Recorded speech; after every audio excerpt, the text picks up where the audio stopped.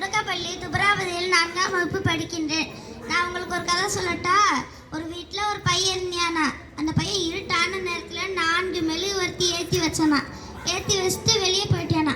அப்போ பலமான காற்று வீசிச்சான். அமைதிங்கிற முதல் மெழுகுவர்த்தி சொல்லிச்சான், நானே போறேன்னு சொல்லிட்டு அணைஞ்சிருச்சான்.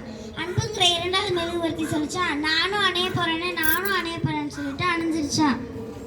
அறிவுங்கிற 3வது மெழுகுவர்த்தி சொல்லிச்சான், நான் அணைய போறேன்னு சொல்லிட்டு அணைஞ்சிருச்சான். ஆனா 4வது மெழுகுவர்த்தி மட்டும் சில நொடிகள் காற்றோட போராடி ஜெயிச்சிருச்சான். அப்ப வெளியே போன பையன் வீட்டுக்கு வந்துட்டியானா. 3 மெழுகுவர்த்தி அணைஞ்சிருக்கிறத பார்த்து ரொம்ப கவலைப்பட்டானா.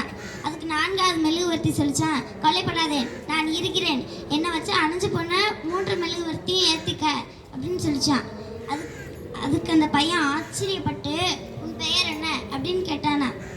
அதுக்கு அந்த மெழுகுவர்த்தி சொல்லிச்சான், என் பெயர் தான் நம்பிக்கை அப்படின்னு சொல்லிச்சான்.